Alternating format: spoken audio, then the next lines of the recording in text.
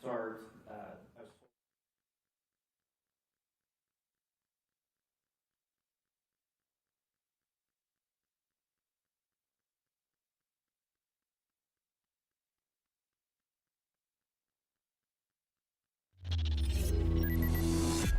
Good morning, I'm Dan DeRosa with 19 News Now, coming to you from our digital desk. We're about to take you down to Richland County, more specifically the community of Shelby within that county, because they're giving an update on a missing person case that goes all the way back to 1945. The woman in question here is this woman here. This was Mary Jane Van Gilder. She went missing back in 1945, and so this is a lengthy cold case. Let's take you live now to Shelby County. to answer them.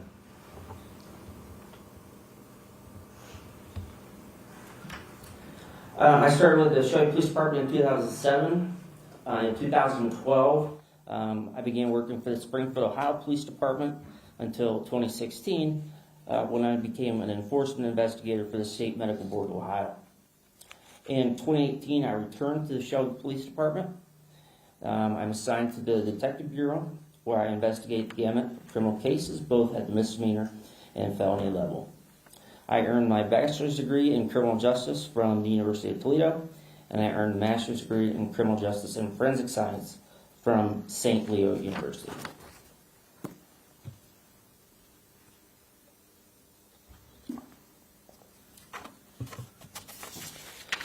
So how did all of this start? How did we get here? So in October of 2018, the Shelby Police Department received a message from Mindy Wilson, who reported that her maternal grandmother, Mary Jane Croft Van Gilder, born November 19th of 1911, was missing and was last seen in Shelby in 1945. On October 10th, 2018, I officially opened case number 18-22120. To date, I have generated 107 supplemental reports spanning thousands of pages. Mary Jane was married to James Wesley Van Gilder. They married on January 26, 1929 in Marion County, West Virginia. Between them, they had 7 children. Anna Mae Van Gilder, James Ray Van Gilder, Martha Louise Van Gilder, Barbara Darlene Van Gilder, Cheryl or Judy Van Gilder, and then 2 twins, Alan Eugene Van Gilder and Alice Joan Van Gilder, who unfortunately died at birth.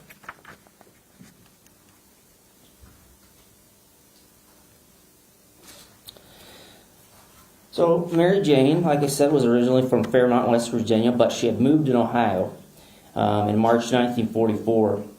It's about 253.9 miles, and it takes about 4 hours and 15 minutes to get from here to Fairmont. Mary Jane came to work at the Wilkins Army Air Force Depot in Shelby. The Wilkins Army Air Force Depot opened in 1943, and it was 60 acres of storage space, which distributed more than 40,000 different parts before it was decommissioned by the government in 1961. Today, the former Wilkins Army Air Force Depot is now the Central Ohio Industrial Park.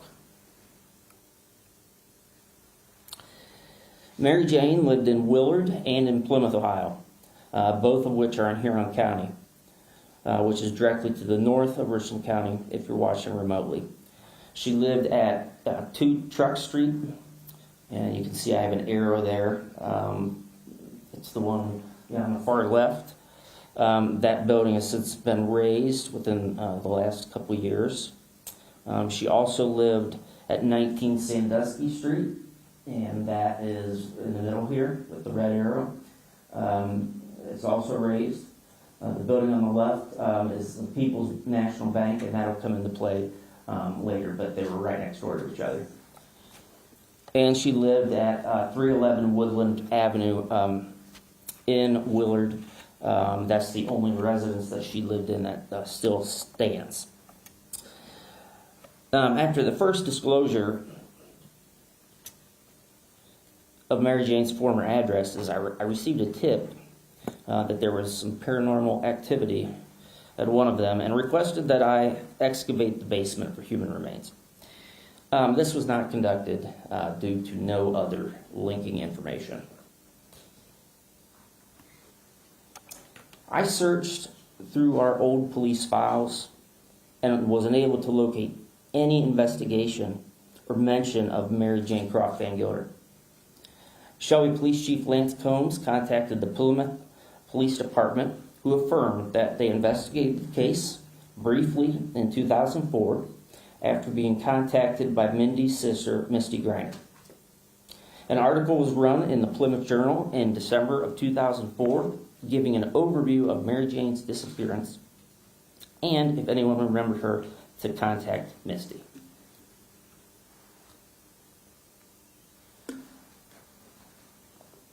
No, it's kind of hard to see, but that's the letter that she received back. She received a letter in January of 2005 from William H. King. Mr. King stated that his father, J.S. King, and his two brothers worked at the Shelby Depot. He stated she, Mary Jane, would ride to and from work with them. She became good friends with the family and would come to visit often. He said, I remember that the winter of 1943 and 1944, it came a very bad snowstorm during one day. The community office at the depot did not release the workers in time to make it home. The roads were drifted shut and almost impassable. A whole line of cars pushed and shoveled their way until about 2 miles from Plymouth when they could get no further. So everyone started to walk. I remember my father talking different times about this. Mary Jane was so cold she wanted to sit down and get warm, but Dad and the other people would not let her and helped her walk. I think Dad said she only had on dress shoes and her feet must have been almost frozen. I'm sorry to say that we lost contact with your grandma after the depot laid off so many workers, and we never saw or heard from her again until the story in the paper. That's Mr. King down there, bottom right-hand corner. He unfortunately passed away in March of 2019. As a result, from inquiries from the Van Gilder family, a Jane Doe found on May 10th, 1950 in Berkeley County, West Virginia, was exhumed in 2007. This Jane Doe had similar physical characteristics to Mary Jane. DNA was extracted from this Jane Doe, but was ultimately excluded as being Mary Jane. This Jane Doe remains unidentified today.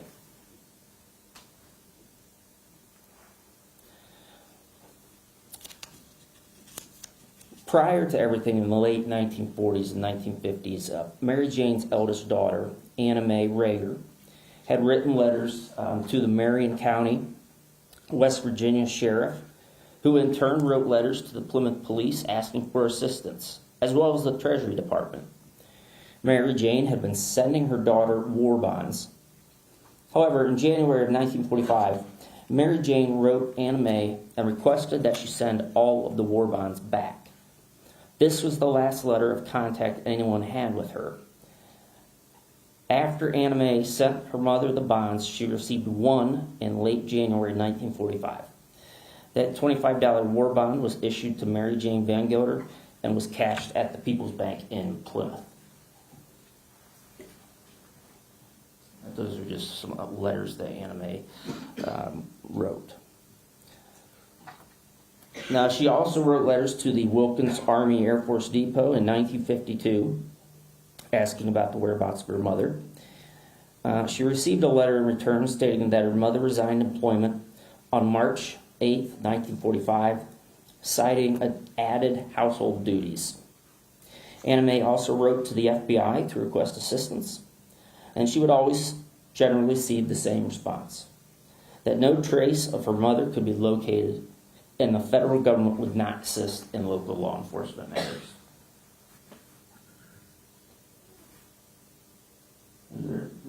One from 1952 to the depot. Here's a letter that Anna Mae had wrote to the FBI. You see down there, it's John Edgar Hoover, and his signature there. She also wrote letters to the Baltimore Police Department because there was a tip that Mary Jane might have been in the Baltimore area, and then there's an additional one to the FBI. Mary Jane filed for divorce from James in Huron County Court of Common Pleas on the 12th day of February 1945, exactly 79 years ago today. It was withdrawn by her attorney on April 4th, 1946, because Mary Jane did not show up to court.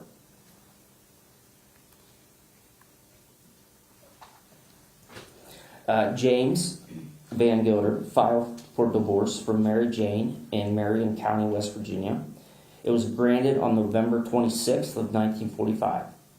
James remarried Virginia Cowger in 1946. He raised his children that he had with Mary Jane into adulthood. James unfortunately died on December 12th, 1985.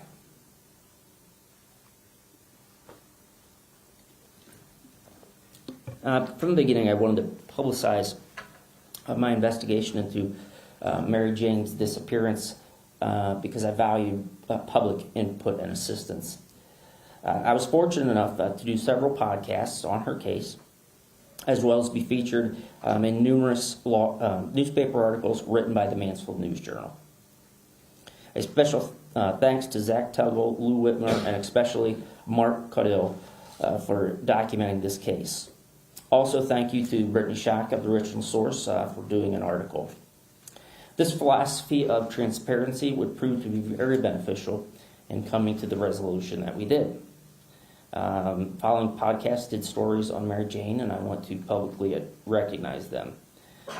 Missing Persons podcasts, Mike Morford, Unfound by Ed Densel, The Trail of Cold by Robin Warder, Mysterious WV by Sean McCracken, who's down here in the front, Ohio Mysteries, Paul Schleiss, Missing in Ohio, Kelly Bruce, and Lorden Arts, John Lorden. I knew that Mary Jane's military file could be located. If it could be located, it could contain some useful information. I incorrectly assumed that her file had been destroyed years before at the National Personal Records Center in Overland, Maryland in 1973. Through my investigation and because several podcasts I've done previously, I was contacted and informed that while Army Air Force records for sworn military members during that time were almost destroyed in a fire, that civilian records from the time were located elsewhere and not burnt in the fire. Through a records request to the National Archives, I was able to locate Mary Jane's military service file and letters that Anna Mae wrote in the 1940s and 1950s to the FBI. This was a huge lead that would be pivotal to the investigation. While I wasn't able to obtain her Social Security number of 234320125, something we did not have before, there was nothing to indicate where Mary Jane might have gone after she left her employment in 1945. So all attempts to track the activity on her Social Security number through federal law enforcement processes showed no activity after 1945.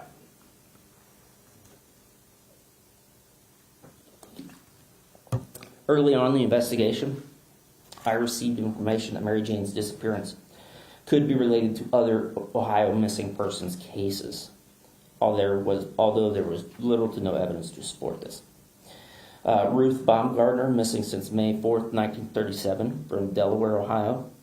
Lola Selly, missing since February 23rd, 1946, from Grandview Heights, Ohio. And Bertha Tidd Newell, missing since July 13th, 1948, from Zanesville, Ohio.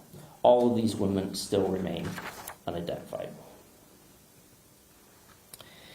I was told that Mary Jane could be buried on some land in West Virginia, and that we were to search the house that Mary Jane James lived in prior to her coming to Ohio. As you can see, the area is extremely dense and wooded, which would make a ground search very, very difficult. The home that the Van Goders lived in burnt to the ground in 1986, taking with it any remaining possessions of Mary Jane.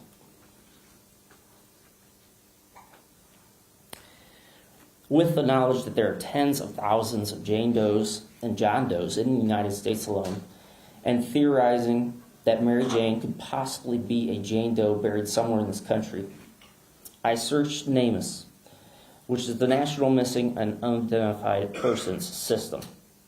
NamUs is a database of many of the missing and unidentified people throughout the nation. This system allows law enforcement, coroner's offices, and the general public to potentially match Jane and John Does to reported missing people. Using parameters specific to Mary Jane, I searched Jane Does found after 1945 while using her physical characteristics. I included the possibility that Mary Jane lived after 1945 and then became a missing person, became an unidentified person later in life. In the NamUs system alone, there were cases that piqued my interest, as the unidentified person had similar physical traits as Mary Jane, and the circumstances surrounding the discovery of the unidentified person could be a candidate for Mary Jane Van Goder. I then would reach out to coroner's offices or police departments who oversaw the case. Unfortunately, a lot of these departments were not open to the possibility of doing an exhumation for DNA purposes. Some scoffed at the idea of working a 1945 missing persons investigation, while others would simply not return my emails or phone call. This is a partial list of unidentified remains that I requested further information about. Unfortunately, all of these remain unidentified. Early candidates for potential DNA extraction based on similar physical characteristics or circumstance were Jane Doe on the left there, found November 14th, 1969 in Lake Erie near East 9th Street and Erieside Ave, who had drowned.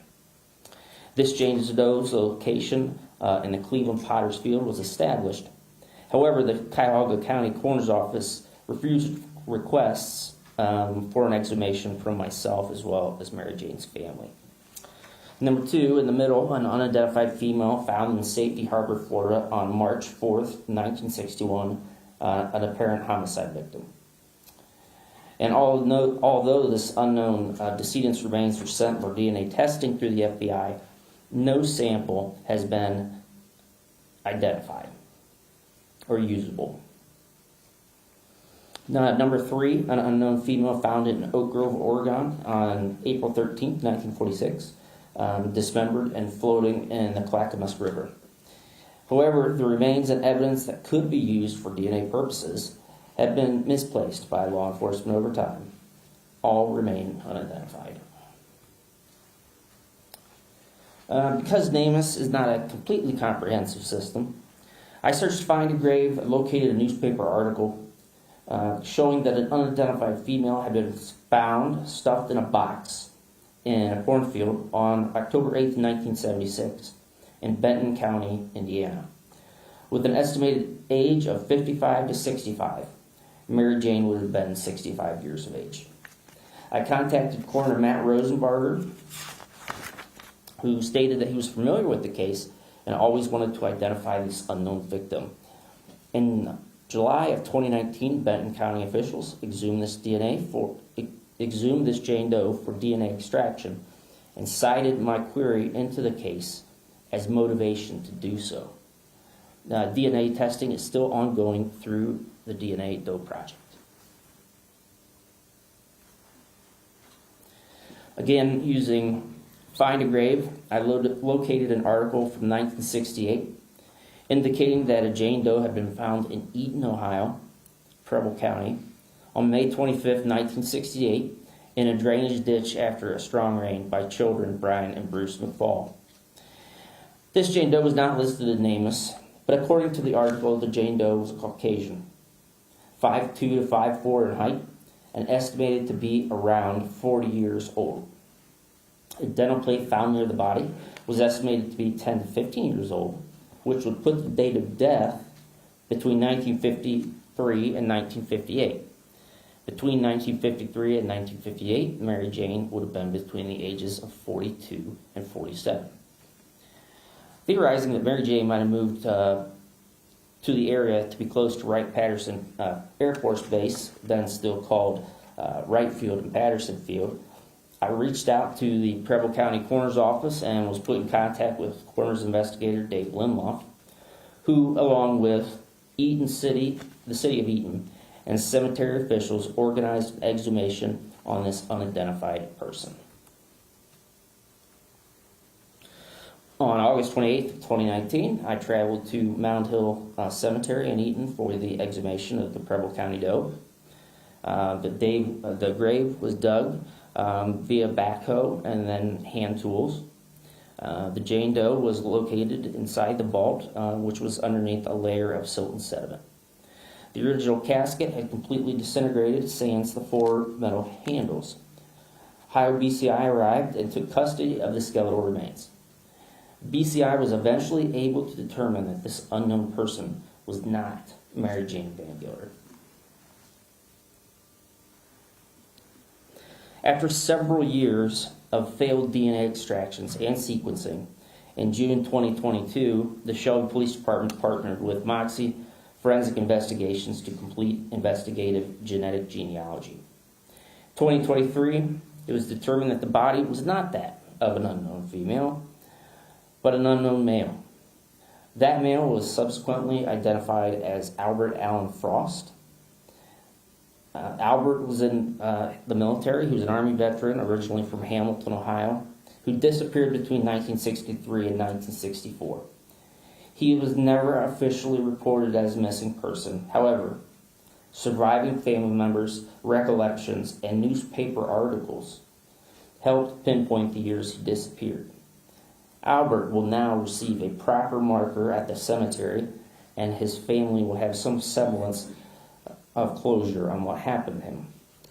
If you're interested in knowing more about this case, my press conference and announcement can be easily found on the internet, which will provide further details.